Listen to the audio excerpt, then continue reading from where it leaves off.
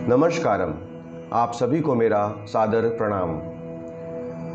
अपरोक्षानुभूति में श्लोक 17 से 21 तक आचार्य ने अज्ञान के स्वरूप पर चर्चा की है। इसी क्रम में 21वां श्लोक अंतिम श्लोक है। तो आइए पहले जान लेते हैं कि आचार्य ने इस श्लोक में क्या लिखा है।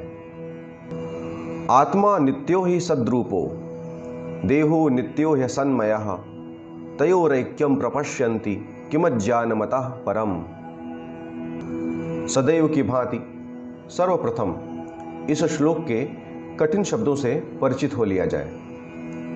नित्यः यानी इटर्नल अर्थात चिरस्थाई, सद्रूपः यानी ऑफ ट्रू नेचर अर्थात सत्य के स्वरूप वाला, अनित्यः यानी नॉन इटर्नल अर्थात वह जिसमें परिवर्तन होते रहते हैं, असन्मयः यानी ऑफ अनट्रू नेचर अर्थात असत्य के स्वरूप वाला।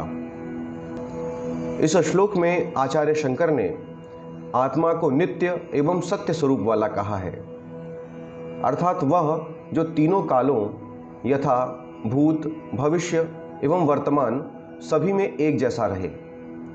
ठीक इसके विपरीत उन्होंने शरीर को अनित्य व असत्य अर्थात हर क्षण परिवर्तित होने वाला बताया है। वास्तव में आचार्य यह कहना चाहते हैं कि क्योंकि शरीर प्रतिक्षण प्रतिदिन परिवर्तित होता रहता है, इसलिए इसका अस्तित्व ही नहीं है। किंतु एक सामान्य व्यक्ति के लिए यह समझना अत्यंत ही कठिन है कि आंखों से दिखाई देने वाला व अन्य इंद्रियों द्वारा अनुभव किए जाने वाला यह शरीर अस्तित्व में नहीं है। इसे कैसे मान लिया जाए? इसको समझने के लिए हमें वेदांत दर्शन के 3 प्रकार की सत्ताओं की जानकारी होनी आवश्यक है। इन 3 सत्ताओं में प्रथम सत्ता है प्रातिभासिक सत्ता, दूसरी है व्यवहारिक सत्ता एवं तीसरी है परमार्थिक सत्ता।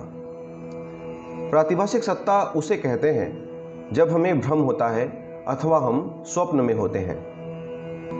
व्यवहारिक सत्ता वह सत्ता है जिसे हम जागते हुए खुली आंखों से देखते हैं, अनुभव करते हैं। एवं परमार्थिक सत्ता उस सत्ता का नाम है जो तीनों कालों में कभी भी परिवर्तित नहीं होती एवं जिसे प्रातिभासिक एवं व्यवहारिक दोनों ही सत्ताओं के परिवर्तन का अनुभव होता है। यह विश्लेषण भी थोड़ा कठिन हो गया। आइए इसे और सरल बनाते हैं। पहले यह समझते हैं कि सत्ताओं का यह क्रम उनके अस्तित्व की अवधि के आधार पर रखा गया है, अर्थात प्रातिभासिक सत्ता की अवधि सबसे कम होती है, व्यवहारिक सत्ता की उससे अधिक होती है, जबकि परमार्थिक सत्ता समय की सीमाओं से परे सदा सर्वदा विद्यमान होती है। जैसे स्वप्न से जागने के बाद ही हमें पता चलता है कि हम स्वप्न में थे और उस दौरान अनुभव की गई सभी घटनाएं असत्य थीं, उनका कोई अस्तित्व नहीं था। अर्थात स्वप्न से जागने के बाद जब हम व्यवहारिक सत्ता में होते हैं, तब स्वप्न की प्रातिभासिक सत्ता का अस्तित्व समाप्त हो जाता है। ठीक इसी प्रकार जब हमें आत्म साक्षात्कार होता है या ब्रह्म का ज्ञान होता है, तब व्यवहारिक सत्ता का भी अस्तित्व समाप्त हो जाता है एवं हम नित्य, अपरिवर्तनीय, चिरस्थायी परमार्थिक सत्ता का अनुभव करते हैं। थोड़ा अधिक गहनता से विचार करें तो यह बात समझ में आ सकती है कि वह अज्ञान ही था जिसके कारण स्वप्न में दिखाई पड़ने वाली चीज़ें सत्य प्रतीत होती थी। इसी प्रकार इस शरीर का अस्तित्व एवं इस सृष्टि का अनुभव भी अज्ञान के कारण ही है। अतः सभी विवेक युक्त मनुष्यों को आत्मा एवं शरीर के इस अंतर को अवश्य ही समझ लेना चाहिए। What is the untrue nature of the body? The body is undergoing changes at every moment and as such cannot be eternal. But granting that it is not eternal, how can it be non-existent? For so long as it lasts, we surely see it as existing. At first sight, the body appears to be existing. However temporary its existence may be. A relative existence, that is, Vyavaharik Satta, is therefore ascribed to it. But when one examines it and tries to find out its real nature, this so-called tangible body gradually becomes attenuated and at last disappears altogether. It is therefore said here that the body as such is always non-existent, even though it may appear as existing for a time to those who do not care to see it through. आइए अब इस श्लोक का पूरा अर्थ जानते हैं।